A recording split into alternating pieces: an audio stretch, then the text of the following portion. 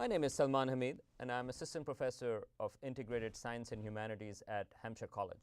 I'm Kevin Anderson. I teach courses in film and anthropology at the University of Massachusetts, and this is Film Autopsy. You think this can last? There's a storm coming, Mr. Wayne.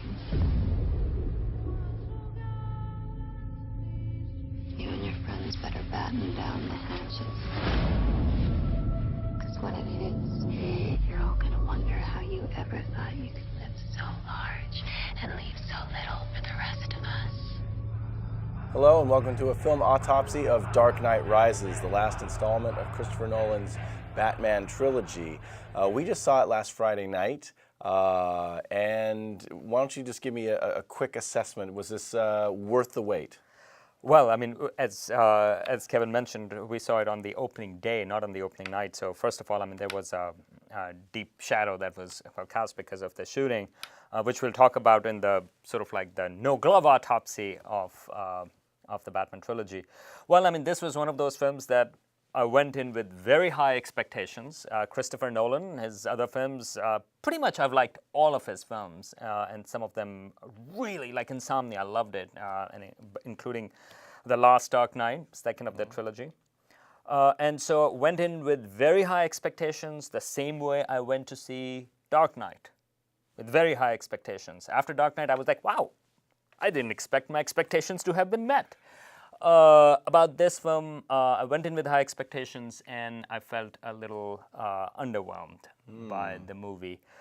Overall, again, the story is the same, but just there wasn't much substance to it, which Christopher Nolan usually is good with. The villain, if you haven't seen the trailers, is Bane. And he wears sort of like an asthma mask on top. Yeah. And, Looks like a baboon. Right. And I think one of the reasons why I felt a little disappointed by that, and again, it's not that it's a bad film, I just felt disappointed. And that's because in the second one, Joker, and with Heath Ledger, who was awesome in that, he was outwitting Batman, and I think it was a brainy film. It was about puzzles, and everybody was put into that situation, whether you should kill 10 people or 100 people, and those philosophical puzzles with that. In this film, it's about fistfights, and Tom Hardy is playing Bane, and you know, I don't believe the Batman can beat up Tom Hardy. I've seen him in The Warrior. What did you think? Well, I will chime in on something that you said. First of all, I think it's be really hard for this film to match The Dark Knight. And in a similar way that I thought The Return of the King did not match The Two Towers. It was like, that just, you know, and I'm glad Jackson, you know, finished the trilogy by doing The Return of the King. Return of the King was excellent, but it wasn't The Two Towers. And likewise with this, I felt this was good, but it was not The Dark Knight. I do agree this one is a little bit more about the fistfights and less about entertaining kind of these, like you said, philosophical puzzles. Although one thing that I felt this film brings in is a stronger element of class conflict. And that wasn't as apparent in the earlier films. And so I was enjoying them bringing that aspect into it, especially with, you know, what's been going on recently with our own economy here. I thought Bane, played by Tom Hardy, I thought he was really good. He was creepy. He was also kind of gentlemanly at the same time. With you know, his particular voice that he was using, it was very interesting.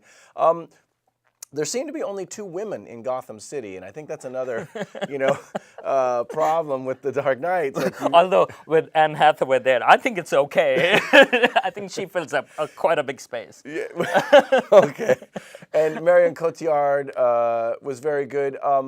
So I think overall I was not disappointed in this film, but it did not blow me away the way The Dark Knight did. But I did feel it was a pretty good conclusion to the trilogy. Yeah, I mean, it's like because we have seen the other two.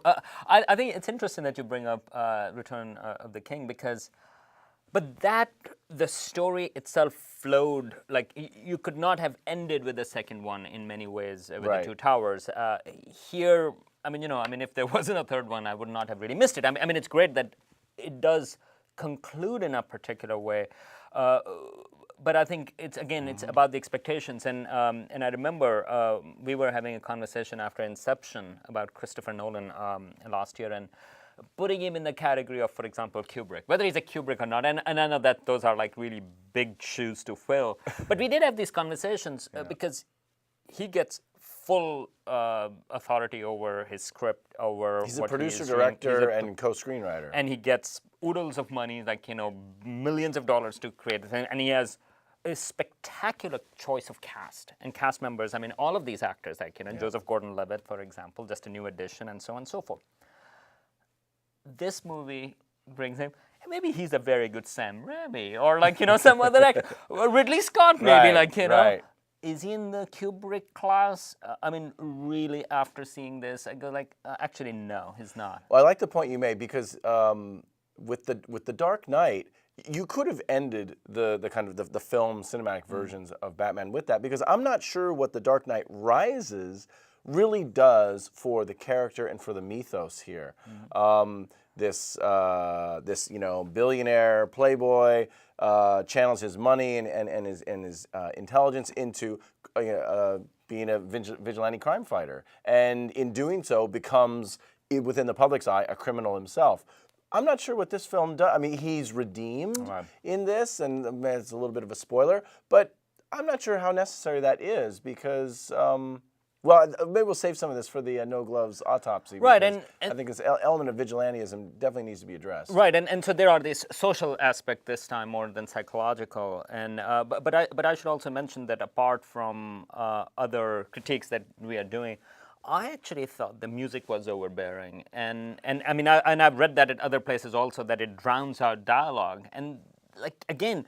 The villain, Tom Hardy, I mean, oftentimes it was hard to understand what he was saying. Maybe there is a point to it that Christopher Nolan is trying to make, like, such kind of an evil. It doesn't matter whether you truly understand or not. You feel it. But you know what? To me, it's more That's about too kind. right, Yeah, exactly. yeah. And so it's those kind of things that that were disappointing.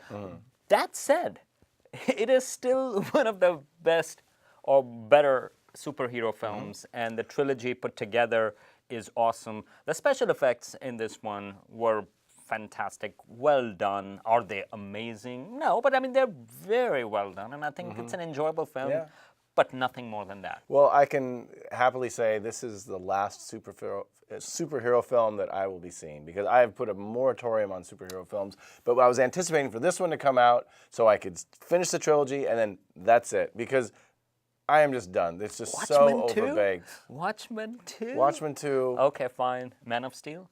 Okay, so, we'll see. I'm not putting a moratorium because I think just the way Batman got rebooted and turned it into a different film, I actually think that there is It's room possible, for it. it's just that nobody else is doing it besides Right, Christopher Nolan. except that so far things have been quite So Batman disappointing. Rises, great cinema-going experience. Check it out. I think real fanboys might find it a little bit disappointing. If you've seen the other two, definitely watch it. Finish the trilogy. Not to mention that ending, to me, I mean, was disappointing. I don't want to say what happened, but I mean, I thought that was also a bit disappointing. And if you want to see Tom Hardy, see him in The Warrior. I think that is a small film, very violent film, but a small film. Which we have reviewed. It just hasn't gone up yet. Nolte, we will have that on. That's a fantastic film. Excellent. See Warrior. That would be a good way to. And keep your eyes on Tom Hardy, Joseph Gordon-Levitt. I hope he doesn't play Cotillard. Robin. No, please, Joseph Why would he play Gordon-Levitt. Robin? I don't know. I hope he doesn't. I really hope. I really like him, and I hope he doesn't screw up. All right.